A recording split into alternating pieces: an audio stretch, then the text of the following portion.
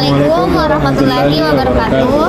Kami dari kelas 2A. Perkenalkan, nama saya Nur Afifah. Dan saya Muammar.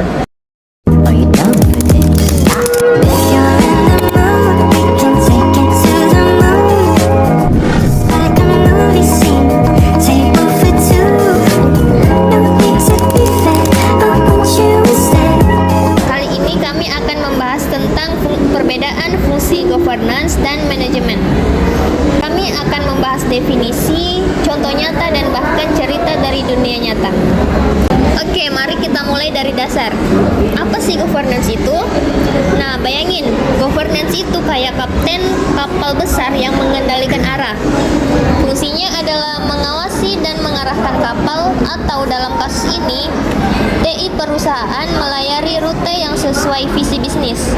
Fokusnya ada di strategi dan kebijakan dasar, seperti memastikan data aman atau TI mendukung ekspansi perusahaan. Biasanya ini ditangani oleh Dewan Direksi atau Chief Information Officer atau CIO.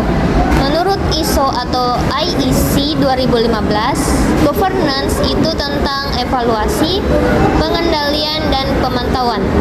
Jadi, kapten ini tidak cuma memberikan perintah, tapi juga memastikan semua berjalan sesuai rencana.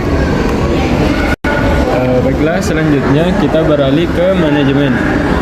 Kalau governance itu yang adalah kapten, maka manajemen itu adalah kru kapalnya. Fungsinya yaitu menjalankan operasi sehari-hari, mengelola server, memperbaiki sistem yang error, atau menangani keluhan pengguna. Fokusnya di proses dan efisiensi. Dikerjakan oleh tim TI atau manajer operasional.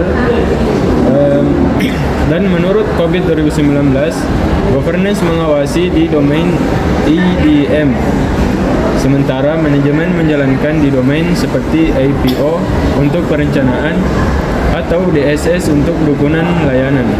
Jadi, governance yaitu memberikan arah, sedangkan manajemen membuat arah itu jadi kenyataan. Jadi governance itu mengawasi fokus strateginya, sedangkan manajemen menjalankan fokus operasionalnya. Contoh governance, audit keamanan data tahunan buat mematuhi regulasi. Sedangkan contoh manajemen yaitu memperbaiki sistem dalam 1 jam biar pelanggan nggak komplain. Nah, sekarang mari kita ke dunia nyata. Ambil contoh dari PT Telkom Indonesia. Governance-nya yaitu mengatur strategi digital mereka, misalnya membangun layanan 5G yang aman dan efisien. Selanjutnya dipantau oleh Dewan Direksi untuk memastikan sesuai visi nasional, seperti strategi transformasi digital Kominfo 2025. Sementara itu, manajemennya, tim TI mengerjakan instalasi jaringan dan perawatan server setiap hari. Bayangin kalau governance-nya lambat atau lelet, maka jaringan 5G bisa kacau. Contoh lain yaitu Bank Mandiri. Governance-nya itu memastikan sistem perbankan digital patuh UU ITE dan aman dari peretas. Mereka memakai standar seperti SNI, ISO, atau IEC 2013 buat audit. Nah, manajemennya itu menangani transaksi online pelanggan, misalnya mengatasi error ATM.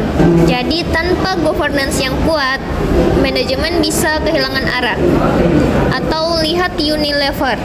Governance-nya itu mengatur strategi TI global, sementara manajemennya memastikan rantai pasok digital berjalan mulus. Ngomong-ngomong, pernah nggak dengar kasus data bocor di perusahaan besar? Nah, itu sering kejadian kalau governance-nya tidak mengawasi keamanan dengan serius.